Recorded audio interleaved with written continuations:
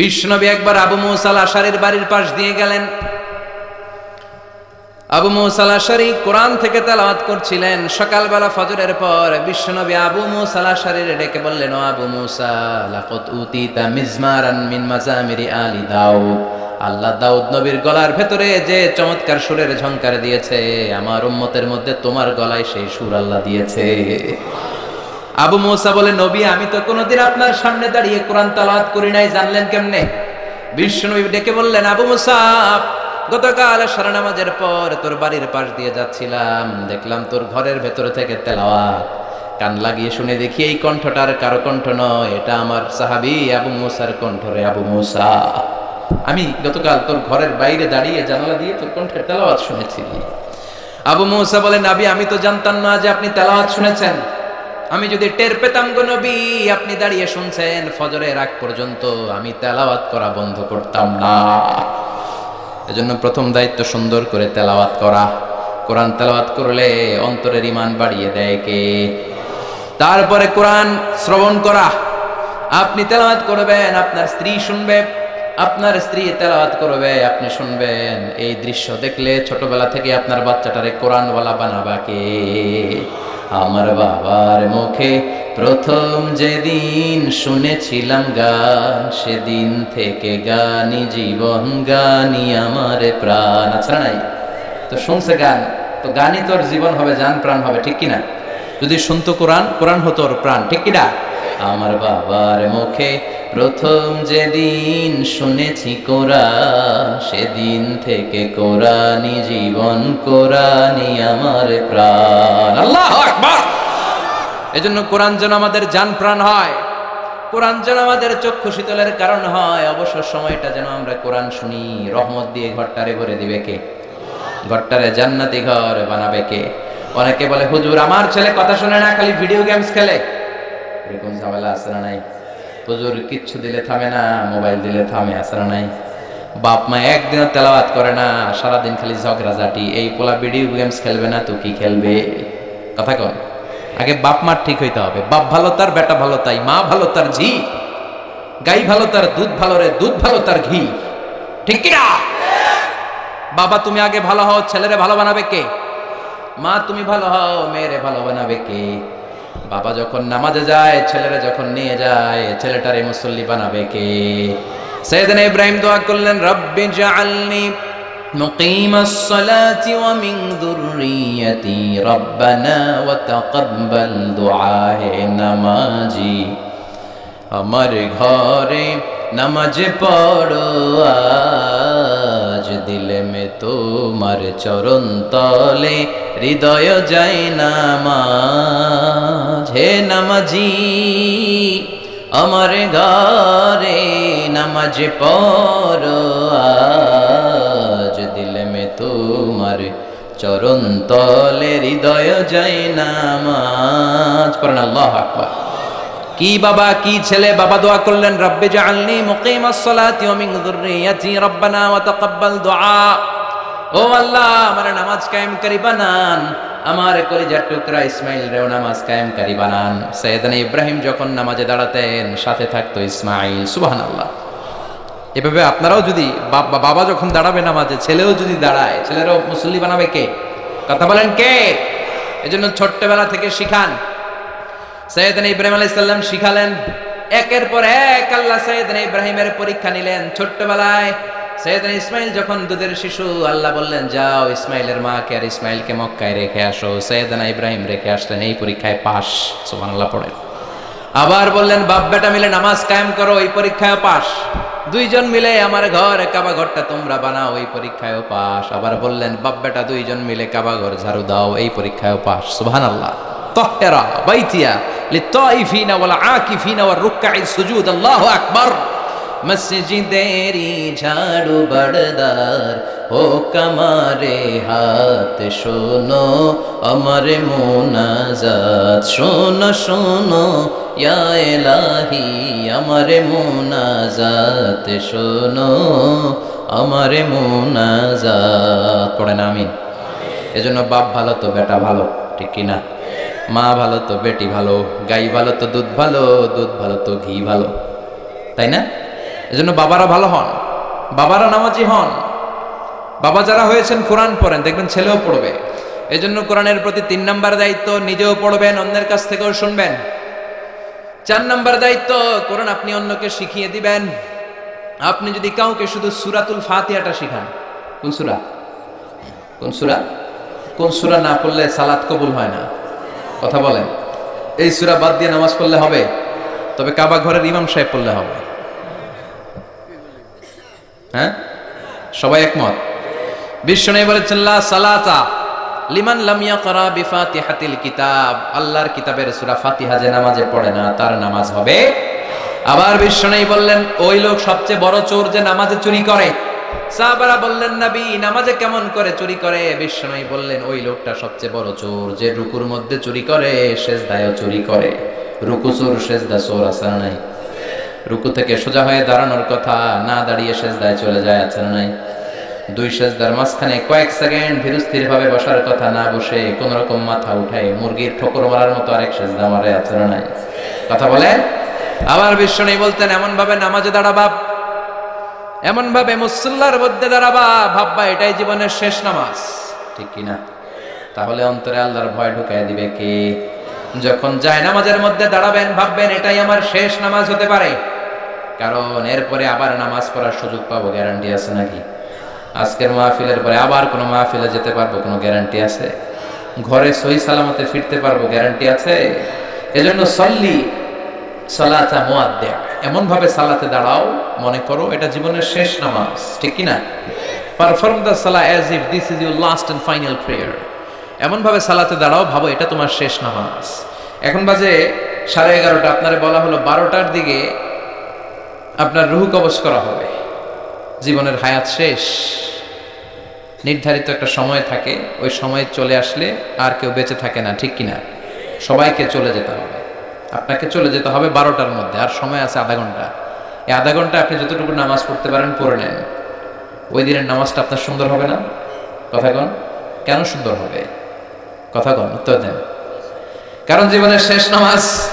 একটু পরে মালাকুল মাউত আসবে। হায় রে মানুষ রঙিন ফানুষ, দম ফুরাইলে তবু তো ভাই কারোরই নাই একটুখানি। হায় রে মানুষ রঙিন ফানুষ, রঙিন ফানুষ, হায় রে মানুষ। তারপরও হুশ নাই, তারপরও হুশ নাই। জানি চলে যেতে হবে রঙিন ফানুষ, দম ফুরাইলে ঠুস। তারপরও শুধু অস্থিরতা, তারপরও শুধু পাগলামি। যদি জানেন 12টার দিকে চলে যেতে হবে, আধা ঘন্টার সময়, এই দিন আপনার নামাজটা অনেক সুন্দর হবে। আপনি অজু বানাবেন চমৎকার করে, আতর মেখে, পাঞ্জাবি পরে, এমন ভাবে আল্লাহর সামনে আপনি দাঁড়াবেন, জীবনের শ্রেষ্ঠ নামাজ আপনার ওই নামাজ হয়ে যাবে। ওই দিন রুকুতে আপনার তাড়াহুড়ো হবে নাকি? ওই দিন সেজদা থেকে টাইম নাও কেউ তুলতে পারবে আপনার? 2 রাকাতে আপনি 8 ঘন্টা পার করে দিবেন, কারণ আপনি জানেন একটু পরে মালাকুল মাউতের হাতে ধরা। এই ধরা থেকে কেউ বাঁচতে পারবে নাকি? কথা বলে। গোরস্থানে একটু মাটি জায়গা করে রাখে রে, এখনই তোর আসতে পারে চলে যাওয়ার ডাক। আতর গোলাপ সুবাসে চন্দন, কাফন নামের দেহ বন্ধন। আতর গোলাপ সুবাসে চন্দন, কাফন নামের দেহ বন্ধন। আলমারিতে রাখে রে তুলে একটি কোরআন পাক রে, এখনই তোর আসতে পারে চলে যাওয়ার ডাক। চিল্লায় বলেন ঠিক কিনা? কখন চলে যাব কেউ জানি না। লিকুল্লি উম্মাতিন আজালুন ফাইদা জাআ আজালুহুম লা ইস্তাখিরুনা সাআতান ওয়া লা ইস্তাকদিমুন। প্রত্যেক জাতির জন্য নির্ধারিত একটা সময় আছে। ওই মৃত্যুর সময়টা যখন চলে আসে, 1 সেকেন্ড আগেও আসে না, পরেও আসে না। কার কথা? যারা বলেন কার কথা? সাইয়েদনা দাউদ আলাইহিস সালামের একজন ওয়াজির ছিল। দাউদ আলাইহিস সালামের ইন্তেকালের পর সুলাইমান আলাইহিস সালাম গোটা বিশ্বের দায়িত্ব নিলেন। বাবার সময় যেই লোকটা ওয়াজির ছিল, তিনিও তাকে ওয়াজির বানালেন। সাইয়েদনা সুলাইমান আলাইহিস সালামের সাথে অনেক ফেরেশতাদের বৈঠক হতো, জিনদের বৈঠক হতো। এক বৈঠকে সুলাইমান আলাইহিস সালামের ওয়াজিরও বসা, মালাকুল মাউতও বসা। মালাকুল মাউত ওই ওয়াজিরের দিকে বড় বড় চোখ করে তাকাচ্ছে। বড় বড় চোখ করে তাকানোর কারণে ওয়াজির তো প্রচন্ড ভয় পেয়ে গেল। মালাকুল মাউত চলে গেল, ভয় পেয়ে তার পিলু চমকে যায়। সাইয়েদনা সুলাইমানকে ডেকে বলে, ও নবী আল্লাহ সুলাইমান, কিছুক্ষণ আগে আপনার পাশে একটা লোক বসা ছিল, বড় বড় চোখ করে আমার দিকে তাকায়, এটা কে? সাইয়েদনা সুলাইমান আলাইহিস সালাম বললেন, এটা মালাকুল মাউত। এটা কে? ও মিয়া, মালাকুল মাউতের নাম শুনলে কলিজায় পানি থাকে, ওজিরেরও পানি নাই। ওই সর্বনাশ, আমার মনে হয় টাইম শেষ। আমার মনে হয় আজরাইল তো বাড়ি চিন্তা ফেলাইছে, রাস্তা চিনে ফেলেছে। ও সুলাইমান, আমার বড্ড ভয় হয়, মনে হয় আমারে মেরে ফেলবে। আপনি অর্ডার দিলে জিনেরা কথা শুনে, আকাশের মেঘ কথা শুনে, বাতাস আপনার কথা শুনে, আকাশের মেঘ আর বাতাসে আপনি অর্ডার করেন, মেঘ আর বাতাস যেন আমাকে উড়িয়ে নিয়ে হিন্দুস্তানের সবচেয়ে দূরের একটা দ্বীপের মধ্যে ফেলে দিয়ে আসে। আমার ভয় লাগে, ভয় পাচ্ছি, আমার ফেলে দিয়ে আসতে বলেন। সাইয়েদনা সুলাইমান বাতাসে বললেন, যাও এর নিয়ে রেখে আসো হিন্দুস্তানের সবচেয়ে দূরের একটা জনপদে, রেখে আসা হলো। কিছুক্ষণ পর মালাকুল মাউত সাইয়েদনা সুলাইমানের কাছে হাজির। সাইয়েদনা সুলাইমান আলাইহিস সালাম বললেন, আপনি না বৈঠকে ছিলেন, কই গেলেন? কয়, আপনার ওয়াজিরের রূহটা হিন্দুস্তানের ওই দূরের দ্বীপ থেকে কবজ করে নিয়ে আসছি। সুবহানাল্লাহ পড়ে।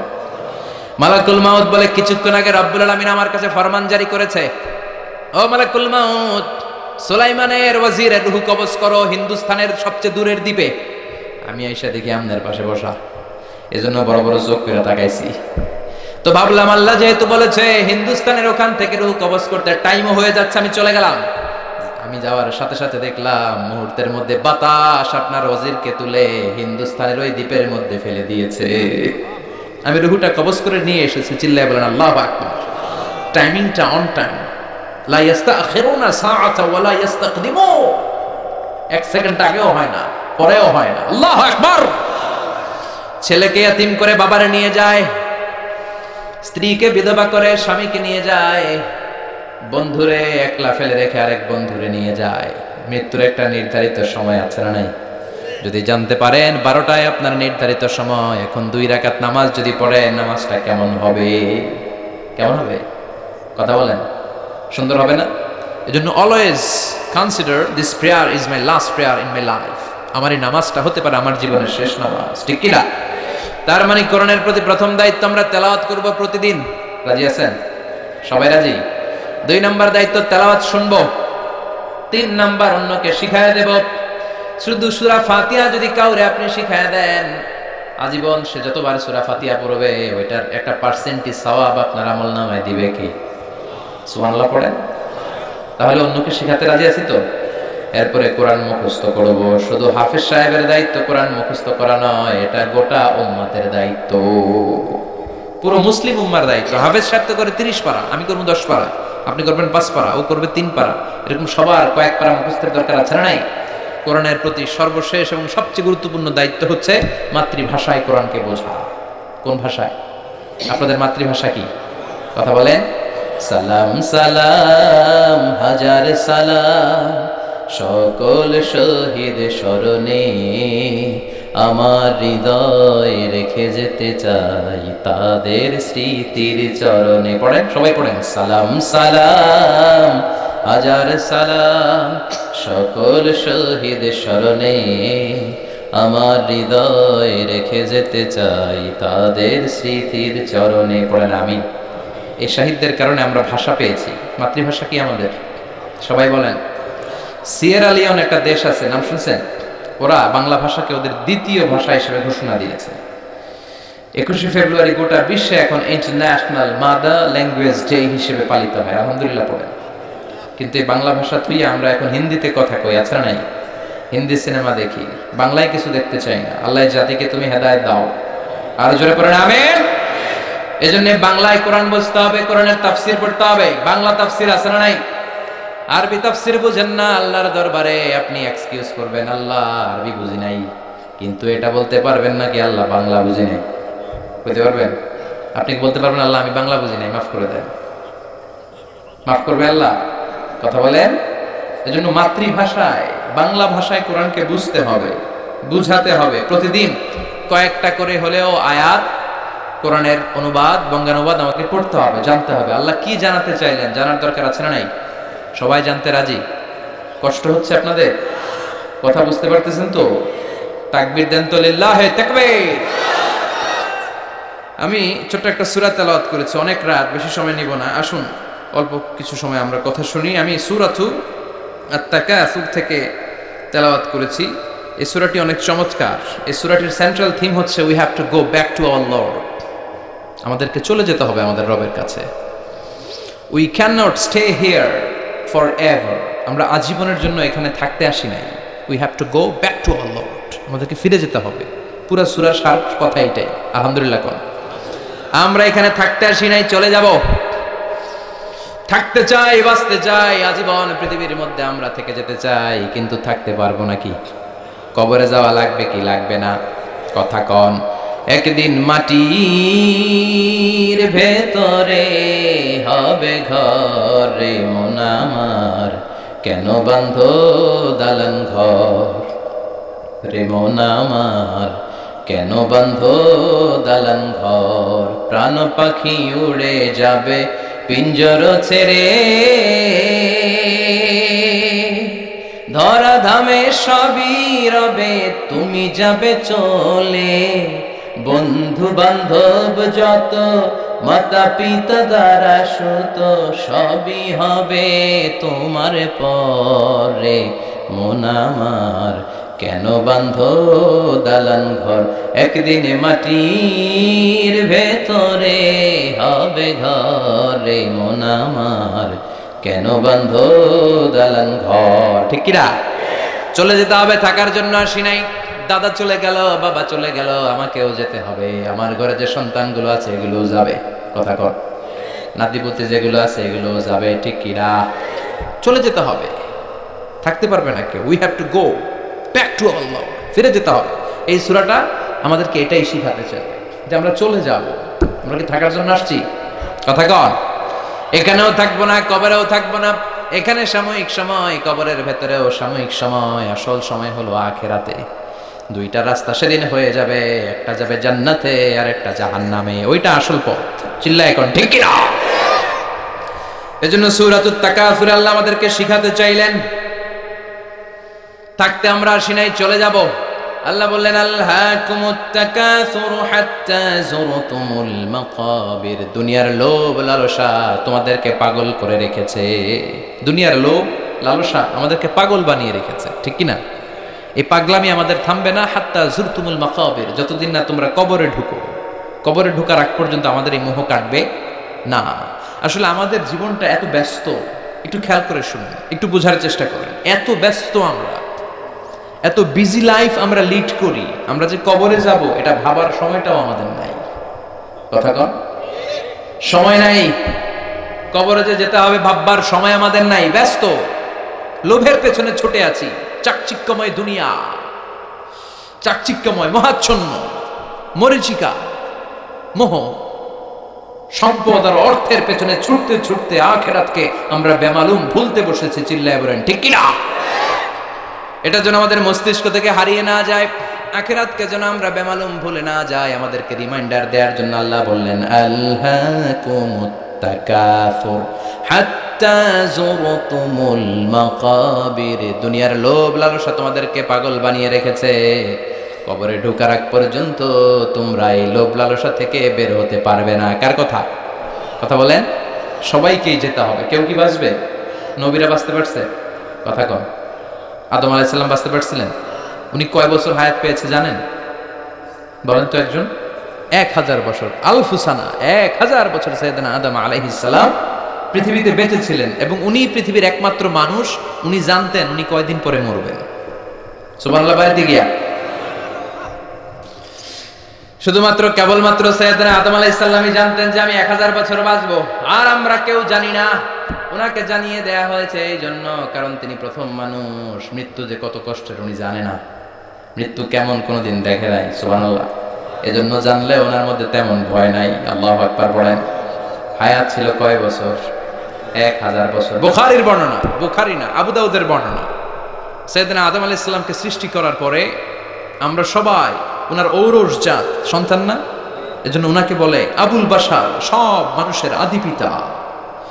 সাইয়েদনা আদমকে বসিয়ে আমাদের সবাইকে রাখা হলো। উনি বললেন আল্লাহ এগুলো কারা? এই কোটি কোটি। আল্লাহ বললেন এই কোটি কোটি মানুষ তোমার সন্তান। হঠাৎ তিনি একটা রুহুকে দেখে পছন্দ করে বললেন, আল্লাহ এই রুহুটা কার রুহু? আল্লাহ বললেন, আদম এটা তোমার সন্তান দাউদ আলাইহিস সালামের রুহু। সুবহানাল্লাহ। আল্লাহ এই দাউদ রে কয়দিন হায়াত দিয়েছেন আপনি? আল্লাহ বললেন, ওরে দিয়েছি 40 সানা, মাত্র 40 বছর। দাউদ আলাইহিস সালাম কয় বছর বেঁচে ছিলেন? মাত্র 40 সানা, 40 বছর পৃথিবীতে ছিলেন। সাইয়েদনা আদম বললেন, আল্লাহ এত সুন্দর রূহটা, এত সুন্দর দেহটা আমার এত সুন্দর সন্তান দাউদকে এত কম বয়স দিলেন কেন? বাড়ায়া দেন। কি করেন? আল্লাহ কয়, নো নো, রুফিআতিল আকলাম ওয়া জাফফাতিস সুহুফ, লেখা হয়ে গেছে, এটার বাড়ানো কমানো যাবে না, বাড়াতে পারবো না। সাইয়েদনা আদম আলাইহিস সালাম বললেন, আল্লাহ আমি থাকবো কয় বছর? আল্লাহ বললেন 1000 বছর। দুনিয়াতে তোমার হায়াত হলো আলফু সানা, 1000 বছর। সাইয়েদনা আদম বললেন, আল্লাহ আমি আমার 1000 বছরের মধ্য থেকে 60 বছর আমার এই সন্তান দাউদরে দিয়ে দিলাম। আমি দুনিয়াতে 940 বছর থাকলেই চলবে, আমি 60 বছর দিয়ে দিলাম। 40 আর 60 মিলে কত হয়েছে? কথা কন। আল্লাহ আপনি 100 বছর দিয়েন। আল্লাহ বলেন, ঠিক আছে। সাইয়েদনা আদম আলাইহিস সালাম পৃথিবীতে আসলেন, পৃথিবীতে বসবাস করতে আরম্ভ করলেন। দিন যায়, রাত আসে, মাস গড়িয়ে বছর আসে। ঠিকই 940 বছর পর মালাকুল মাউত এসে হাজির। কারণ লিকুল্লি উম্মাতিন আজাল, ফাইদা জাআ আজালুহা লা ইস্তাখিরুনা সাআতান ওয়া লা ইস্তাকদিমুন। মৃত্যুর অন টাইম একটা বিষয় আছে, নির্ধারিত সময় মরণ হয়। 940 বছরের ওই মুহূর্তে চলে আসলেন। মালাকুল মাউত বলে, ও সাইয়েদনা আদম, মালাকুল মাউত আমি এসেছি, আপনার রূহ কবজ করার জন্য রেডি হয়ে যান। সাইয়েদনা আদম বলে, কেন আসছো? কয় রূহ কবজ করতে। সাইয়েদনা আদম আলাইহিস সালাম বললেন, এখন আসছো কেন? আমার আরো 60 বছর বাকি আছে। কয় বছর? মালাকুল মাউত বলে, না আপনি 40 বছর দিয়ে দিয়েছিলেন, 60 বছর দান করেছেন, 940 বছরেই আপনারা চলে যাওয়ার কথা। আদম আলাইহিস সালাম কয়, না আমি দেই নাই। কি কয়? আমি আরো আসুম, আরো 60 বছর থাকুম আমি, যাও তুমি। ভুলে গেছে। কি করেছে? ভুলে গেছে, মনেই করতে পারতেছে না যে দিছিল।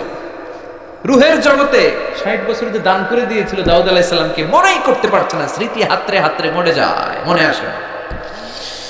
এজন্য বিশ্বনবী বলেন, নাসিয়া আদম ফা নাসিয়া বানু। আদম আলাইহিস সালাম ভুলে গেছেন, তাই আমরাও মাঝে মাঝে ভুলে যাই। খাইয়াও কই খাই নাই, মাইরাও কয় মারি নাই, আছে না নাই? জাহাদা আদম ফাজাহাদাত যুররিয়াতুহু। আদম আলাইহিস সালাম সেদিন অস্বীকার করেছেন, তাই আমরাও অস্বীকার করি, আছে না নাই? অনেক কিছু নিয়েও কয় নেই নাই, পাইয়াও কয় পাই নাই, ভুলে যায়। ভুলের কারণে আমরা এগুলো করে ফেলি। এই জন্য নির্ধারিত একটা সময় আছে। আদম আলাইহিস সালাম বাঁচতে পারে নাই, ঠিক 1000 বছর পর আবার মালাকুল মাউত আসলেন, উনি চলে গেলেন। সুবহানাল্লাহ পড়েন। এভাবে সাইয়েদনা ইদ্রিস আলাইহিস সালাম চলে গেলেন, মুসা আলাইহিস সালামও চলে গেলেন। সাইয়েদনা মুসা আলাইহিস সালামের মৃত্যুর সময় যখন এসেছে, মালাকুল মাউত এসে সালাম না দিয়ে ঘরে ঢুকেছে। মুসা আলাইহিস সালাম বললেন, মান আন, তুমি কে? আনা মালাকুল মাউত। কেন আসছো? আপনার রূহ কবজ করতে আসছি। মুসা আলাইহিস সালাম দেখলেন দিব্যি একজন মানুষের মতো দেখা যায়, আর কয় মালাকুল মাউত। দেখা যায় কি আর বলে কি?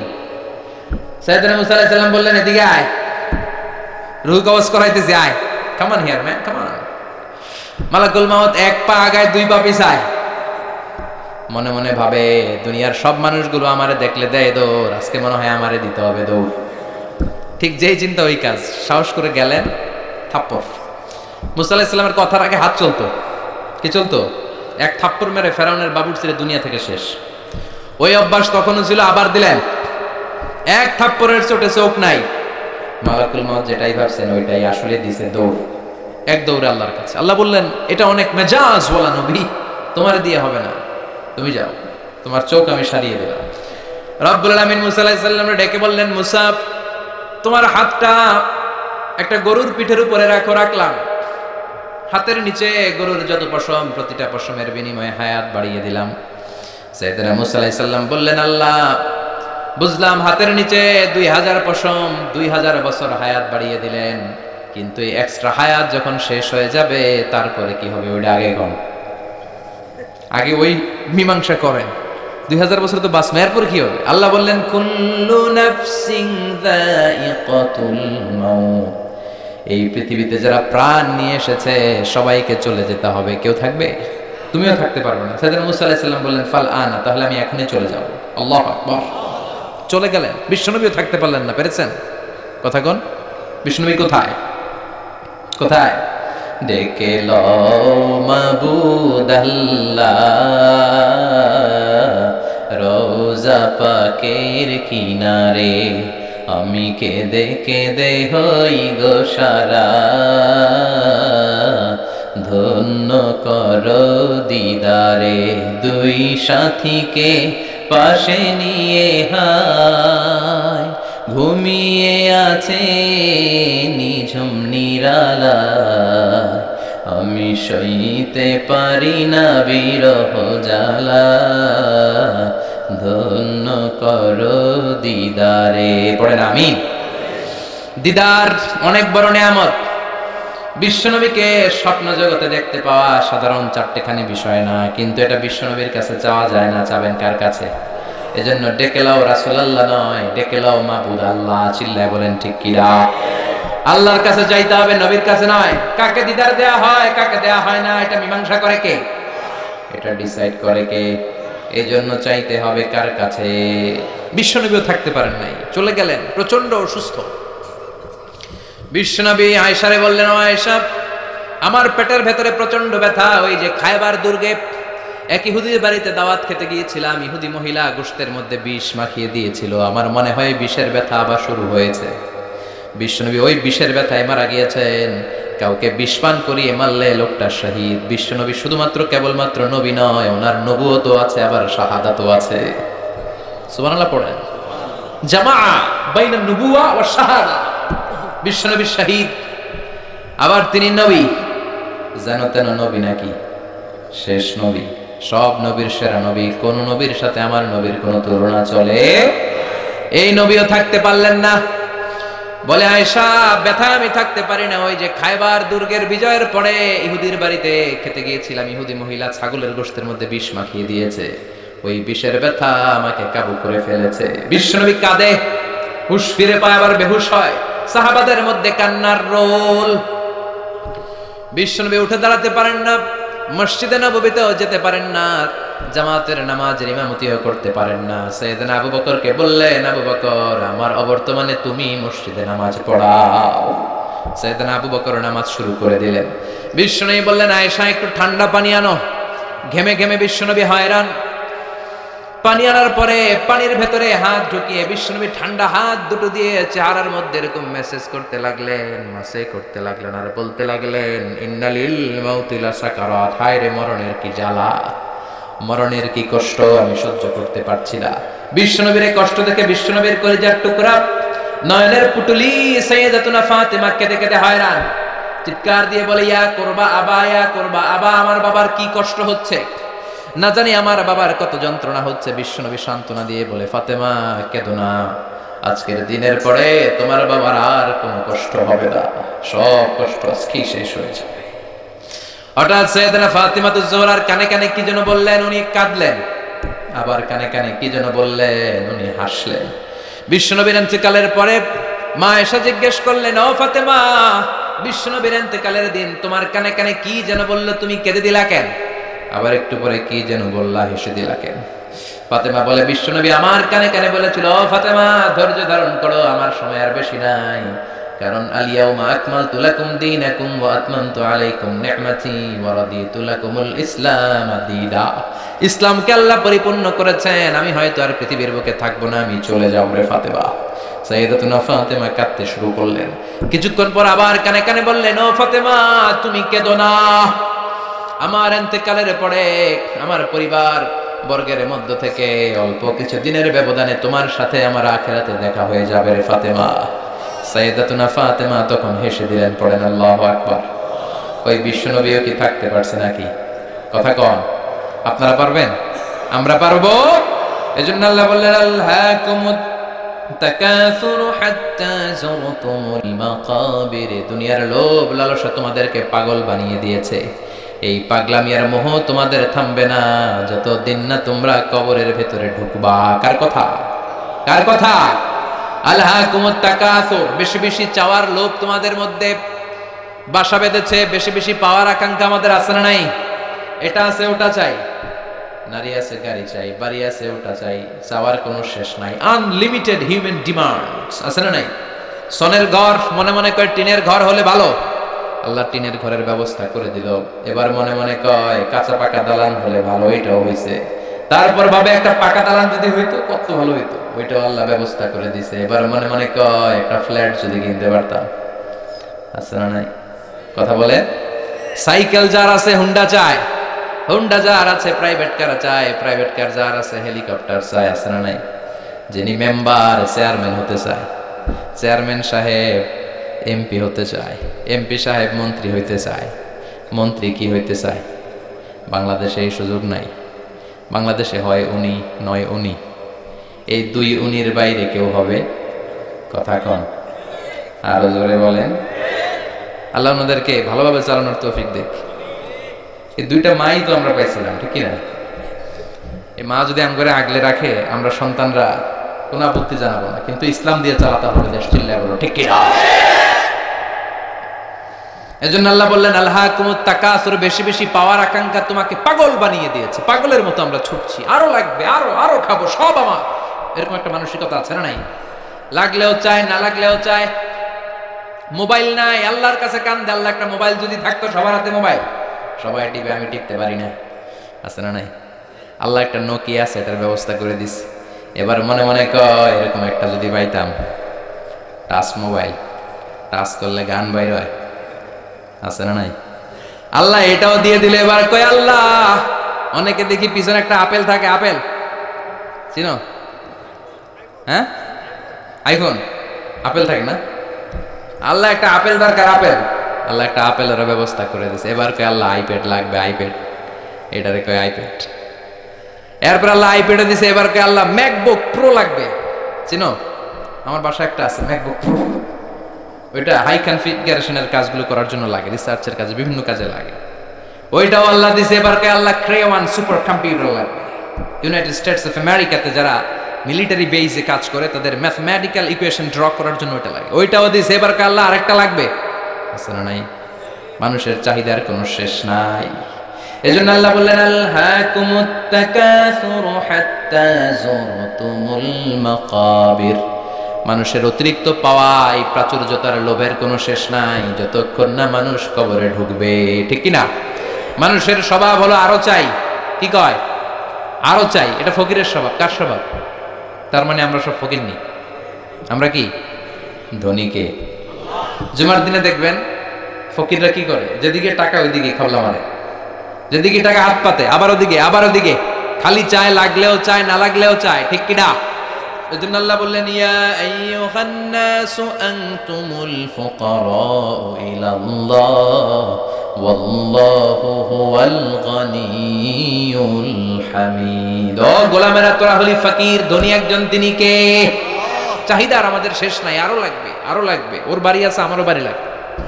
ওর গাড়ি আছে, আমারও গাড়ি লাগবে। ও নামাজ পড়ে, আমারও নামাজ লাগবে। এটা নাই। কথা কন। ও যাকাত দেয়, আমিও দিব, এটা নাই। ওর মেয়েগুলো পর্দা করে, আমার তারাও পর্দা করামু, ওইটা নাই। কিন্তু ওর বাড়ি আছে দুইটা, আমার লাগবে তিনটা। ওর গাড়ি আছে চারটা, আমার লাগবে। ওর আছে 6 তলা বিল্ডিং, আমার কয় তলা? ইয়াতাতাওয়ালুনা ফিল বুনিয়ান ওয়া আনতারাল হুফাতাল উরাতাল আলাতা রিয়া আশা ইয়াতাতাওয়ালুনা ফিল বুনিয়ান। বিষ্ণু বললেন কিয়ামতের একটা আলামত হলো, before the day of judgment people will start to compete to construct high rises buildings in the cities. শহরে বড় বড় বিল্ডিং বানানোর প্রতিযোগিতা করবে। ঠিক কি না? বিষ্ণু বললেন যাদের পায়ে জুতা নাই, গায়ে জামা নাই, খাওয়ার মতো খাবার নাই, তারা একদিন এলাকায় ধনী হয়ে যাবে। এরকম আসরা নাই?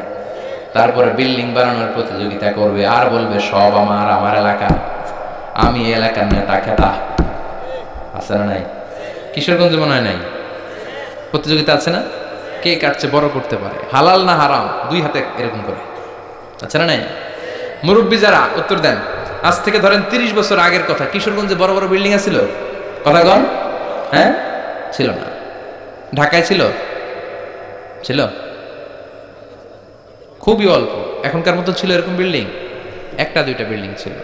কিন্তু এখন বিল্ডিং এর শেষ নাই। তার মানে বিশ্বনবী যে আলামতের কথা বলেছে অক্ষরে অক্ষরে ফলেছে। চিল্লায় কোন ঠিক কিনা? আরব বিশ্ব বড় বড় বিল্ডিং, একটার পর একটা টাওয়ার বানায়, এইটার চেয়ে ওইটা হতে হবে বড়, এইটার চেয়ে ওইটা হতে হবে বড়, প্রতিযোগিতা আছে না নাই? দুবাইতে এখন যেটা আছে এটা সবচেয়ে বড় বুর্জ খলিফা, নাম শুনছেন? বুর্জ আল খলিফা 170 তলা উঁচু, 1000 মিটার উঁচু। এটা কয় হাজার মিটার? তার মানে 1 কিলোমিটার উঁচা। তাকাইতে পারবেন? টুপি পরে যাবে পিছনে, ঠিক কিনা? তো দুবাই যখন আগায় গেল, সৌদি মনে মনে করে দুবাই আগায় যেতেছে, আমরা বসে থাকবো কেন? আমরা বানাবো এরশো বড়, ওরা বানাবে 1000 মিটার উঁচা, আমাদেরটা বানাবো 1001 মিটার উঁচা। আহা, 1 মিটার বড়। প্রতিযোগিতা আছে না নাই? এখনো হয় নাই। কিংডম টাওয়ার, বিশাল বিশাল এই কিংডম টাওয়ার, অবাক করা কাণ্ড। চায়নাতে আছে সাংহাই টাওয়ার, মিশরে আছে বুর্জ আল কাহেরা, মালয়েশিয়াতে আছে পেট্রোনাস টুইন টাওয়ার 88 তলা, 41st and 42nd ফ্লোরে একটা ব্রিজ বানিয়ে দিয়েছে, এটার ভিতর থেকে ওটার ভিতরে ঢোকা যায়। কিয়ামতের দিন যখন ইদা জুলজিলাতিল আরদু জিলজালাহা বলে আল্লাহ একটা ভূমিকম্প দিবে, একটা বিল্ডিং আর টাওয়ারও টিকবে? কথা বলেন, টিকবে? এজন্য আল্লাহ বললেন আলহাকুমুত তাকাসুরু হাত্তা যুরতুমুল মাকাবির, তোমাদের লোভ, অতিরিক্ত পাওয়া, বড় বড় বিল্ডিং করার ইচ্ছা কোনোদিন কমবে না, থামবে না যতক্ষণ না তোমরা কবরে ঢুকো, ঠিক কিনা? টাকা উপার্জন করতে, বিল্ডিং বানাতে বাধা নাই, কিন্তু টাকা হইতে হবে হালাল টাকা। কি টাকা? হারাম দিয়ে করলে বরকত আছে নাকি? যারা হারাম খায় তাদের দোয়া কবুল হয় নাকি? আর যারা অল্প খায়, অল্প পড়ে, অল্প জমায়, তাদের দোয়া কবুল করে কে? সাদ বিন ওয়াক্কাস বিশ্বনবীর সাহাবী, বিশ্বনবীরে বললেন ও নবী দোয়া করে দেন যাতে আমি মুস্তাজাবুদ দাওয়া হয়ে যাই। মুস্তাজাবুদ দাওয়া মানে এমন লোক যিনি দোয়া করার সাথে সাথে দোয়াটা কবুল করে কে? বিশ্বনবী বললেন ও সাদ, চিন্তা করো না, আতিব মা তাআমাকা তাকুন মুস্তাজাবাদ দাওয়া, যেটা খাবে হালাল খাবে, যেটা পড়বে হালাল পড়বে, তাহলেই তুমি মুস্তাজাবুদ দাওয়া। সুবহানাল্লাহ। হালাল খাইলেই দোয়া কবুল। অনেকে বলে হুজুর দোয়া আমার কবুল হয় না, আমার দোয়া কবুল হয় না, অনেক দোয়া করলাম, বললাম চাকরি করেন কই, কই সচিবালয়, ঘুষ টুস আসেনি, কই হালকা পাতলা। তো তোর দোয়া কবুল হবে কেমনে? ডাকাত। হালাল খেতে হবে, হালাল না খেলে দোয়া কবুল হয়? কথা বলে। আবার হালালে বরকত ঢুকায় দিছে কে? হারামে কোনো বরকত আছে নাকি? আওয়াজ করে বলেন তো, গরু খাওয়া হালাল না হারাম? কুকুর খাওয়া। গরু বছরে বাচ্চা দেয় কয়টা? কুকুর 5টা, 7টা, 8টা, 10টা। আচ্ছা, কুরবানির ঈদ আসলে আমরা গরু জবাই করি না কুকুর জবাই করি? তাহলে গরু জবাই করলাম বেশি, কুকুর জবাই করি নাই। গরু খাই, কুকুর খাই না। গরু বাচ্চা দেয় কম, কুকুর বাচ্চা দেয় বেশি। তারপরও কিশোরগঞ্জে গরু বেশি না কুকুর বেশি? কথা বলেন। এত গরু আসলো কোথায়? কারণ গরু হালাল, আর হালালের ভেতরে বরকত ঢুকিয়ে দিয়েছে কে? এজন্য আল্লাহ বললেন হালাল পন্থায় উপার্জন করার সমস্যা নাই, কিন্তু হারামের মিশ্রণ থাকলে তোমার দোয়া কবুল হবে? হারাম খেয়ে যে দেহটা বর্ধনশীল হয়, দেহের যেই অংশ বাড়ে, ওই অংশটারে জাহান্নামের আগুনে পুড়াবে কে? এজন্য আল্লাহ বললেন আলহাকুমুত তাকাসুরু হাত্তা যুরতুমুল মাকাবির, দুনিয়ার লোভ তোমাদেরকে পাগল বানিয়ে রেখেছে। তোমাদের এই পাগলামি কমবে না যতদিন না কবরে না ঢুকো, ঠিক কি না? কবরে আমাদেরকে ঢুকাই লাগবে, কবরের প্রস্তুতি আমাদেরকে নেয়াই লাগবে, জোরে কোন ঠিক কি না? বিশ্বনবী বলেন কবরে তোমাদেরকে প্রশ্ন করা হবে, কবরের ভেতরে তোমাদেরকে সওয়াল করা হবে কয়টা? সবাই কোন? আসলে মুমিনদেরকে সওয়াল করা হবে কয়টা? 3টা নাকি 4টা? কথা কোন? 3টার পক্ষে কে কে হাত তোলেন? বেশিরভাগ। আকসারুহুম লা ইয়ালামুন, বেশিরভাগই জানে না। সুবহানাল্লাহ পড়েন। 4টা বলছে অনেকে, আলহামদুলিল্লাহ। মুমিনদের 4টা প্রশ্ন, কয়টা? কথা বলেন। মুমিনদের 4টা, আর কাফিরদের কয়টা? কাফিরদের 3টা। বিশ্বনবী বললেন আর আল কবরু রাউদাতুম মিন রিয়াদিল জান্নাহ ওয়া হুফরাতুম মিন হুফারিন নার, এই কবরটা কারো জন্য জান্নাতের বাগান, কারো জন্য জাহান্নামের গর্ত। ও আল্লাহ, আমাদের কবরটারে তুমি জান্নাতের বাগান বানিয়ে দাও। লম্বা একটা সময় আমাদের কাটাতে হবে। মরার পরে আপনার মনে হবে আমার পুরো জীবনটাই ছিল একটা দুঃস্বপ্ন, নতুন এক লম্বা জীবন, এই সময় যেন আর কাটে না, হাজার হাজার বছর শুয়ে থাকতে হবে। অন্ধকার রাত, ঘুটঘুটে অন্ধকার, এই অন্ধকার যেন শেষ হবার নয়। চিল্লায় বলেন ঠিক কিনা? মুমিনদেরকে প্রথম প্রশ্ন করা হবে তোমার রবের নাম কি? মার রব্বুক, আমাদের রবের নাম কি? আল্লাহ আমারে রব। এই রবি আমার সব। সবাই বলেন আল্লাহ আমার রব, এই রবি আমার সব। দমে দমে তনু মনে তারি অনুভব, আল্লাহ আমার রব, এই রবি আমার সব। তোমার দুনিয়াতে আমি যেদিকে তাকাই, অথই নেয়ামতে ডুবে আছি সবাই। পাখালির গানে শুনি তসবি কলরব, তসবি কলরব, আল্লাহ আমার রব, এই রবি আমার সব। পড়ে আল্লাহ আমার রব, এই রবি আমার সব। প্রথম প্রশ্ন করা হবে মার রব্বুক, রবের নাম কি? আমরা কি বলবো? আল্লাহ। দ্বিতীয় প্রশ্ন করা হবে ওমা দীনুক, তোমার ধর্মের নাম কি? আমরা কি বলবো? আলহামদুলিল্লাহ, সবাই পড়ে। তৃতীয় প্রশ্ন করা হবে বিশ্বনবীর চেহারাটা দেখিয়ে বলা হবে মান হাযার রাজুল, এই লোকটারে চিনো কিনা? আমরা বলবো চিনি, উনি আমাদের প্রাণের নবী, ঠিক কিনা? চাঁদের চেয়ে সুন্দর তুমি নবী আমার কামলিহি ওয়ালা। সুবহানাল্লাহ পড়েন। দো জাহানের বাদশা তুমি প্যারা নবী সাল্লে আলা, দো জাহানের বাদশা তুমি প্যারা নবী সাল্লে আলা, চাঁদের চেয়ে সুন্দর তুমি নবী আমার কামলিহি ওয়ালা। পড়েন আল্লাহু আকবার। আমরা বলবো এটা আমাদের বিশ্ব নবী, এটা আমাদের প্রাণের নবী, এই নবীর জন্য আমরা সব করতে রাজি ছিলাম। এই নবীকে ছাড়া আমরা কিছু বুঝতাম না, কারণ এই নবীবাদ তো কোরআনবাদ, নবীবাদ তো ইসলামবাদ। এই নবী আছে তো সব আছে, ঠিক কিনা? নবীর মাধ্যমে আমরা চিনেছি কারে? নবী আমাদেরকে সালাত শিখিয়েছেন, যাকাত শিখিয়েছেন, নবী কেমন করে হজ করতে হয় সেটা দেখিয়েছেন, কেমন করে ভদ্র হতে হয়, কেমন করে ইনসাফ প্রতিষ্ঠা করতে হয়, কেমন করে বিজাতিদের সাথে আচরণ করতে হয়, কেমন করে পররাষ্ট্রনীতি পরিচালনা করতে হয়, কেমন করে স্ত্রীদের সাথে আচরণ করতে হয়, কেমন করে ছোট্ট ছোট্ট বাচ্চাদের মাথায় হাত বুলিয়ে দিতে হয়, সবকিছু বিশ্বনবী আমাদেরকে শিখিয়েছে, ঠিক কিনা? আমরা বলবো এটা আমাদের প্রাণের রাসূল, এই রাসূলকে ছাড়া আমরা কিচ্ছু বুঝি না। আল্লাহু আকবার। তিনটা প্রশ্নের উত্তর যখন করতে পারবেন, চতুর্থ আরেকটা প্রশ্ন আপনাদেরকে করা হবে, ওমা ইলমুক, শিখে যান। ওই দিন মনে পড়বে আমার কথা, হাজারের ভিতরে ঠিকই গেছিল, প্রশ্ন তার একটা আছে, পড়াইছি তিনটা, আরেকটা আসছে নতুন করে, ঝামেলা আছে না নাই? পরীক্ষায় প্রশ্ন চারটা, শিখছেন কয়টা? আরেকটার জন্য ভেজাল আছে না? চতুর্থ প্রশ্ন ওমা ইলমুক, এলেম কি, মানে কোত্থেকে পাল্লা? এই তিনটা প্রশ্নের উত্তর কেমন করে জানলা? কাফনের কাপড়ে লিখে আনছো কিনা, নাকি হাতের মধ্যে কেউ লেখা দিছিল? অনেকে স্কেলের মধ্যে এরকম নকল নিয়ে যায়, আছে না নাই? কাগজের মধ্যে নকল লইয়া মৌজায় ঢুকায়, আছে না নাই? টুপির ভিতরে নকল, আছে না নাই? বোতামের ভিতরে, আছে না নাই? ঘড়ির ভিতরে, আংটির ভিতর, আছে না নাই? ওই যে সব নকলে পিএইচডি করছে, এগুলা যেগুলা কয় আছে, নকলের সাথে আমাদের কোনো সম্পর্ক নাই। জেনে যেতে হবে তথ্যসূত্র কি। ফেরেশতারা বলবে what is the source of your answers, এই যে উত্তরগুলা পাল্লা, এটার তথ্যসূত্র কি, কিভাবে জানলা? বলতে হবে কোরআন। এই কোরআন থেকে পড়ে পড়ে আমি জেনেছি, চিল্লায় বলো ঠিক কিনা? বিশ্বনবীর হাদিস পড়ে জেনেছি, ইসলামের সাহিত্যগুলো পড়ে পড়ে আমি জেনেছি, নকল করি নাই। তার মানে চারটা প্রশ্নের উত্তর দিতে পারবেন, আলহামদুলিল্লাহ। ফেরেশতারাও খুশি, বলবে আহলান সাহলান, খোশামদেদ, কংগ্রাচুলেশন। সুবহানাল্লাহ পড়ে। ফায়ুফসাহু লাহু কবরুহু, তার কবরটারে ৭০ যিরাআন ৭০ হাত লম্বা করে দেয়া হবে। ইফতাহু লাহু বাবুন ইলাল জান্নাহ, জান্নাতের দিকে একটা দরজা করে দেয়া হবে। জান্নাতের সুঘ্রাণ, জান্নাতের এয়ার কন্ডিশনের ঠান্ডা ঠান্ডা বাতাস তার কবরটারেও ঠান্ডা করে দিবে। ইলবাসু মিন লিবাসি আহলিল জান্নাহ, জান্নাতের দুটা পোশাক তারে পরিয়ে দেয়া হবে। আর বলা হবে নাউম কা নাউমিল আরুস, বর যেমনি বাসর রাতে কনেকে নিয়ে আনন্দের ঘুম দেয়, তুমি এরকম একটা ঘুম দাও। সুবহানাল্লাহ পড়ে। কি বলবে? ঘুমাও, ঘুমাও, স্লিপ টাইট, আনন্দে ঘুমাও, আরামসে ঘুমাও। বাসর রাতে বর যেমনি কনেকে নিয়ে ঘুমিয়ে পড়ে, তুমিও ঘুমিয়ে যাও। আনন্দের একটা ঘুম জান্নাতি লোকটা কবরের মধ্যে দিবে। ইসরাফিলের সিংগার আগে ওই ঘুম আর ভাঙবে না। সুবহানাল্লাহ।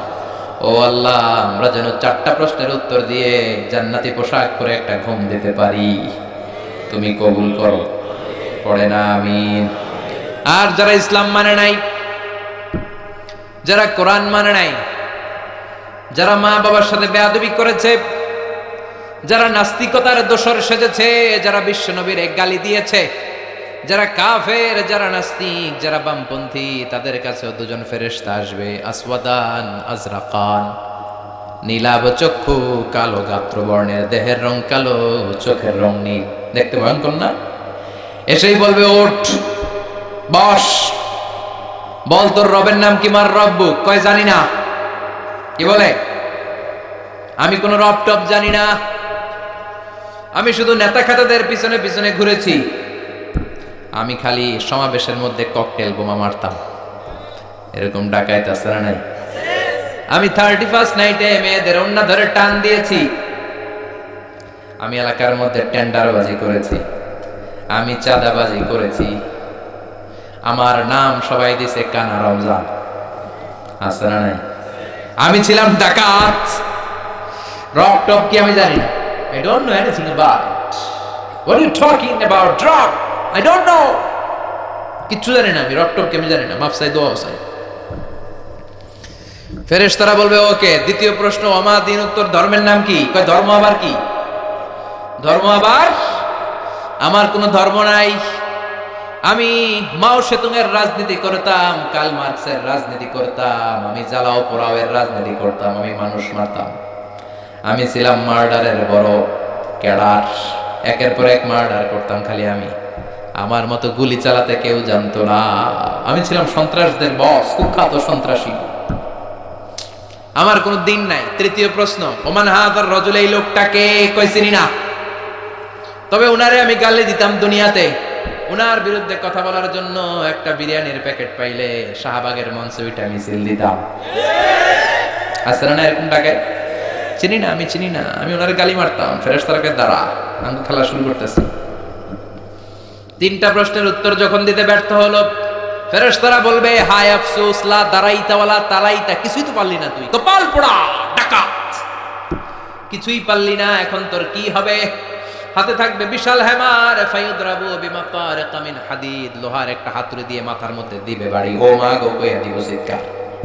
এক বাড়িতে মাথা নাই, ঠ্যাং নাই, দেহটা চূর্ণ বিচূর্ণ হয়ে যাবে, 70 গজ জমিনের ভেতরে ঢুকে যাবে। ওর চিৎকারে পুরো কবরস্থানটা তখন থারথার করে কাঁপবে। এই হলো 1 নাম্বার শাস্তি। 2 নাম্বার শাস্তি, দেহটা আবার মিলে যাবে, আবার হাতুড়ি দিয়ে বাড়ি, আবার ও মা গো বলে চিৎকার,